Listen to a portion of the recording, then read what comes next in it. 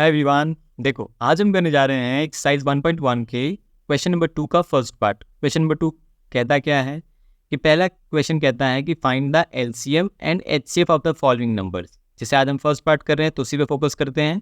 तो हमारे नंबर्स क्या गिवन है 26 और 91। इनका हमें एलसीएम भी फाइंड करना है और एचसीएफ भी फाइंड करना है। और फिर सेकेंड क्या कह रहा है कि एक रिलेशन वेरीफाई करना है। क्या है रिलेशन? कि जो इनका एलसीएम और एचसीएफ आएगा उन दोनों का मल्टीप्लिकेशन इन दोनों के नंबर्स के मल्टीप्लिकेशन के बराबर होगा। क्या कहने का मतलब है? चलो क्वेश्चन में देखते हैं, अपने आप समझ में आ जाएगा। तो देखो सबसे पहला पार्ट क्या कहा हमसे, एलसीएम फाइंड करने के लिए। तो आपको पता है ना एलसीएम कहे या एचसीएफ कहे, सबसे पहले हमें इसका प्राइम फैक्टर करना होता है। 2 13 जा 13 1 जा कर लिया हमने। 91 को हम लिख सकते हैं। देखो तो हमें अगर 13 का टेबल याद हो तो 13 7 जा 91 होता है। फिर 7 1 जा। आई होप इतना पार्ट समझ में आया हो। देखो उसके बाद हम 26 को लिख सकते हैं 2 इंटू 13 और 91 को हम लिख सकते हैं 7 इंटू 13। देखो उसके बाद हमसे क्या कहा था कि एलसीएम और एचसीएफ फाइंड करने का। देखो एलसीएम का रूल होता है बच्चा कि जो आपको नंबर्स दिख रहे हैं सारे नंबर्स लिख लो। जैसे देखो 2 दिख रहा है हमें, 7 दिख रहा है हमें और 13 दिख रहा है हमें। दिख रहा है ना? देखो यहाँ 2 है, यहाँ 7 है और 13 तो दोनों में है। अब रूल क्या कहता है कि जितने नंबर्स हैं उनके हाईएस्ट पावर्स को ले लो।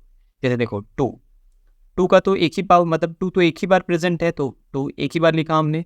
7 एक बार प्रेजेंट है तो 7 एक बार लिख लिया हमने।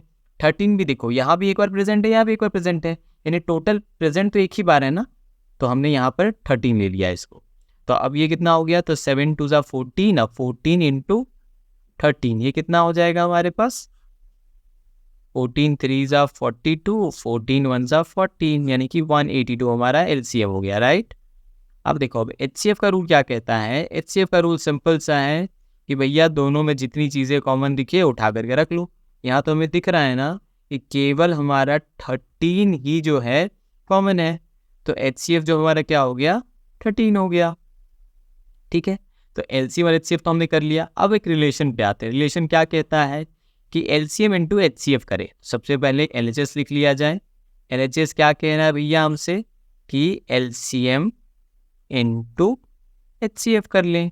तो जब आप एलसीएम इंटू एचसीएफ करोगे देखो क्या आता है 182 इंटू 13।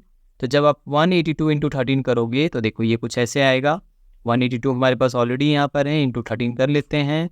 2 3 जा 6, 8 3 जा 24, कैरी 2, 3 1 जा 3, 4 5, 2 1 जा 2, 8 1 जा 8, 1 1 जा 1, यानी कि 6 4 2 6, 8 5 13 का 3, कैरी 1 1 1 2, यानी कि ये हो गया हमारे पास 2 3 6 6। ठीक है, ये हमारा रफ वर्क चल रहा है, इसको थोड़ा अंडरलाइन कर दे ताकि कंफ्यूजन ना हो हमें।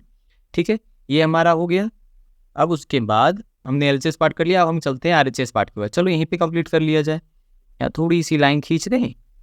चलो ये देखो आरएचएस पार्ट हमारा क्या कहता है।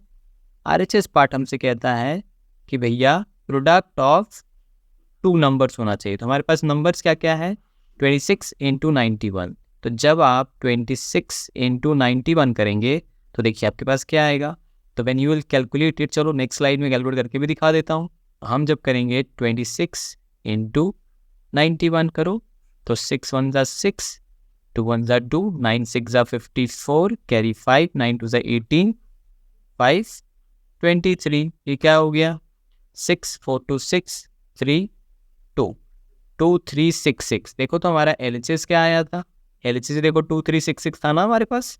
एलएचएस भी 2 3 6 6 और आरएचएस भी 2 3 6 6। तो हम हेंस हम लिख सकते हैं ऐसा कि भैया therefore LCM into HCF is equal to product of numbers लिखा था या 2 नंबर्स लिखा था, जो लिखा है क्वेश्चन हम वही लिखेंगे। Product of 2 numbers, hence we will write as product of 2 numbers. I hope इतना समझ में आया हो आपको। कोई भी डाउट लगे बिंदास पूछिएगा, I will try to answer it as soon as possible. मिलते हैं नेक्स्ट वीडियो में। Till then take care, bye bye.